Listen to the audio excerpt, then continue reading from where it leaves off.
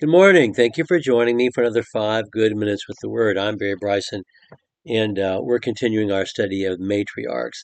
And we're going to be talking the women that we meet in the book of Genesis and really get to know. And we're talking about Rachel and Leah. We're going to start with Leah. We introduced the sisters yesterday. Let me say this. I went back and listened, and I can't believe that I made this faux pas.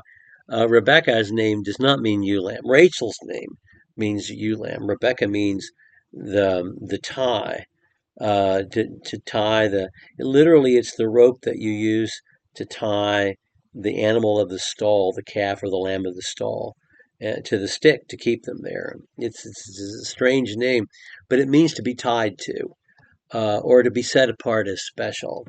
That's what Rebecca means. Rachel means little ewe lamb. Rachel and Leah. Um, well, when we meet Rachel and Leah whenever Jacob is fleeing from his brother Esau. And of course, he's fleeing from his brother Esau because he and his mother have deceived his father by making his father believe that he was someone he was not. And the same thing is going to happen to him with he and his father-in-law. They're very much parallel stories in the same way that the Hagar story with Ishmael at Shur and the Abraham and Isaac story at Moriah are parallel stories. The story of Rebekah and Jacob deceiving Isaac is a parallel story with Laban deceiving Jacob and disguising someone and causing a covenant relationship to be established that he didn't intend to establish. And in fact, God through Laban is going to repay, instruct, um, uh, um, um, mature Jacob by exposing him to a man who has the same qualities he has, only in greater intensity. And of course, Laban is no one less than Jacob's own uncle. So Jacob, in falling in love with Rachel and marrying Rachel and Leah, he's marrying his first cousins. So Jacob flees. He comes to the well. Rachel comes to water the flock. She's the younger of the two sisters. Jacob doesn't know exactly who she is first, but when he finds out that she was the daughter of Laban, the minute that he meets her, he kisses her. He falls in love with her, and she takes him home. Laban is happy to welcome him in, and Laban then takes him on into the household, and he works for Laban for a while. So while he's there for a while, Laban says to Jacob, "Because you are my relative, should you therefore serve me for nothing? Tell me what your wages should be." Now, Laban had two daughters. The name of the older was Leah, and the name of the younger was Rachel. And Leah's eyes were, some versions say weak, some versions say beautiful. The word is soft, and it can mean either thing. Sometimes the word soft means pretty, and soft and delicate and sweet. And sometimes the word soft means squishy and weak. I tend to think it means that her eyes were beautiful because the contrast isn't that one had bad eyesight and good eyesight. Leah's eyes were weak, but Rachel were beautiful. Leah's eyes were beautiful, but Rachel was beautiful of form and face. In other words, um, um, um, Leah had a pleasing face, but Rachel was something different. And Jacob agaped Rachel, verse 18. And now, agape is a Greek word. That's not in the original Old Testament Hebrew text. But when the Hebrew translators in the middle of the third century made an official translation into Greek at the Library of Alexandria, Egypt, and they had all these words to choose from, this color palette for love that they didn't have when they were writing in Hebrew. They chose that word sparingly and judiciously, and they chose it here to describe how Jacob felt about Rachel. And he said, "I'll serve you 7 years for your daughter, your younger daughter, Rachel." So he has no bride price but himself and his own labor, and he serves 7 years.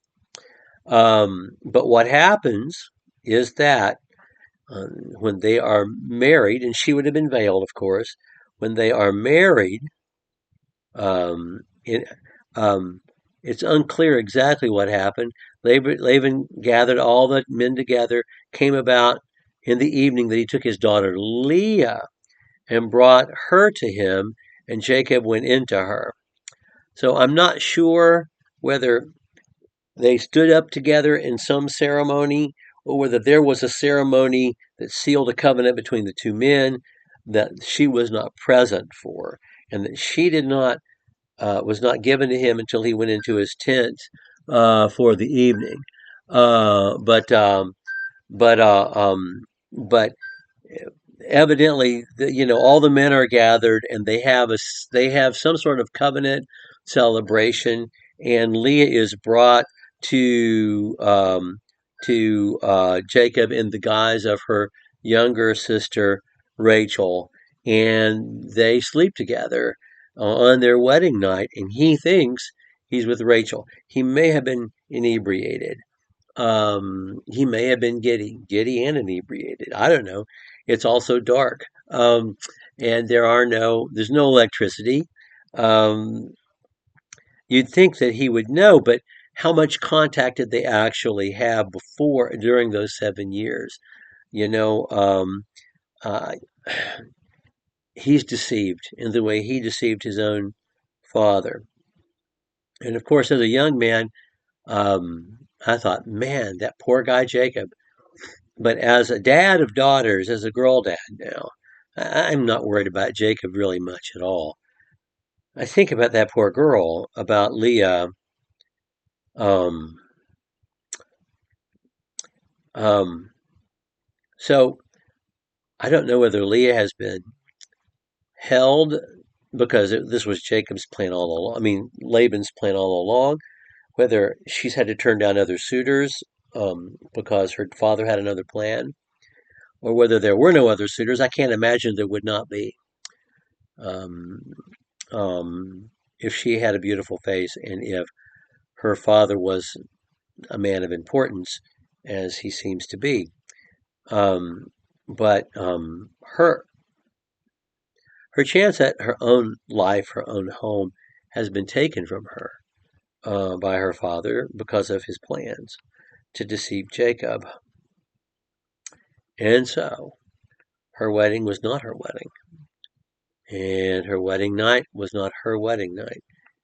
And in the morning, when her husband saw her face, and she saw his disappointment and his anger and his rage, because it was her and not the woman that he did love. And yet she slept with him and she's covenanted to him for the rest of her life. I just think that poor girl. And I just feel so bad for her in this moment and for the rest of her life. Laban says it's not our practice to give the younger before the older. So you got the older. Now work with me for a week. Be obligated to me for another 7 years, and you can have the younger one. I think this was his plan all along to get an extra 7 years. And I think he's probably turned down offers of marriage and other bride prices for Leah before, so that he could, because he's getting rich off of God blessing Jacob, richer, and so that's what happens.